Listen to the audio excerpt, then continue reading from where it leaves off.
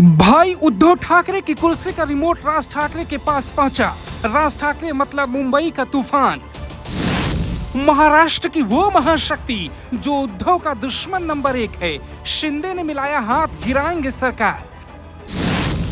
राज ठाकरे को बाला साहब की विरासत नहीं मिली, लेकिन लोग कहते हैं बाला साहब का शेर यही है। फिल्म शोले का वो डायलॉग जिसमें कहा गया गब्बर से कोई बचा सकता है तो वो गब्बर है। एकनाथ शिंदे ने बागी विधायकों को एक मंत्र दिया, घबराना मत, हमारे साथ महाशक्ति है। तो वो महाशक्ति कौन है? बीजेपी के चाणक्य अमित शाह, महाराष्ट्र नवनिर्माण सेना के प्रमुख राज ठाकरे या फिर संघ प्रमुख मोहन भागवत? इस सवाल का जवाब अगले 3 मिनट में आपको मिलेगा। एक ठाकरे से बगावत करने वाले शिंदे समर्थकों को दूसरे ठाकरे में संकट मोचक नजर आने लगा है। तो क्या राज ठाकरे बन गए हैं महाराष्ट्र की सियासत के नए नायक, नए किंग मेकर? बाला साहब ठाकरे ने कभी खुद सरकार में कोई पद नहीं लिया, लेकिन जब भी शिवसेना की सरकार बनी, रिमोट कंट्रोल उन्हीं के हाथों में होता। तो क्या राज ठाकरे के हाथों में बाला साहब ठाकरे की तरह आने वाला है सरकार का रिमोट कंट्रोल? हम ऐसा दावा इसलिए कर रहे हैं क्योंकि देश की सर्वोच्च अदालत ने बागी विधायकों को जवाब देने के लिए 11 जुलाई तक की मोहलत दी है।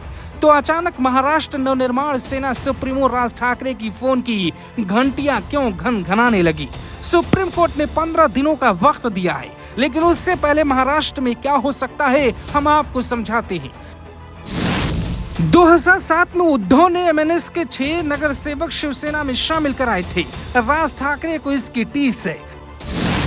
राज ठाकरे और एकनाथ शिंदे के बीच 3 बार फोन पे बात हुई, किसी भी वक्त बड़ा ऐलान हो सकता है। बाला नांदगांवकर की एकनाथ शिंदे और राज ठाकरे के बीच संवाद के सूत्रधार है, वही फॉर्मूला निकालेंगे।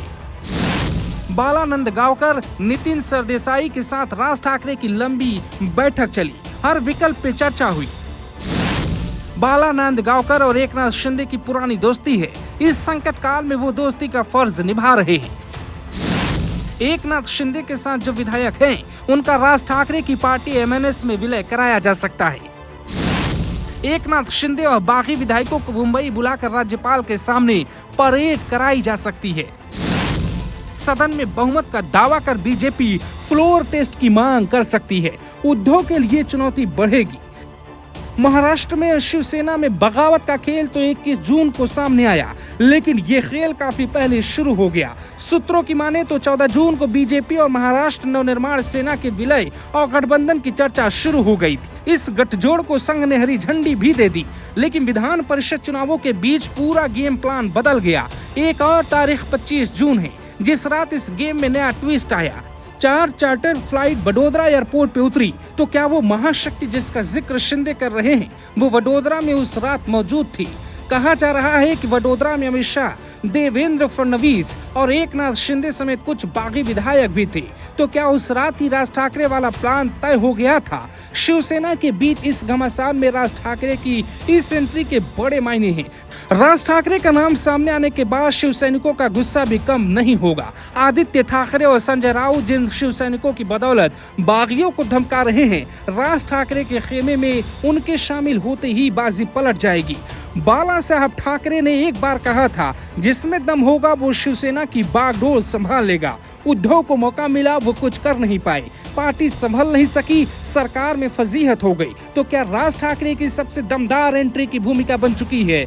एमएनएस के जरिए शिवसेना का वजूद खत्म करने वाला प्लान तैयार हो चुका है। महाराष्ट्र में हिंदुत्व की राजनीति का जो गठजोड़ उद्धव ने 2.5 साल पहले तोड़ दिया था, अब वो नई शक्ल में सामने आने वाला है। ब्यूरो रिपोर्ट, बदलाव।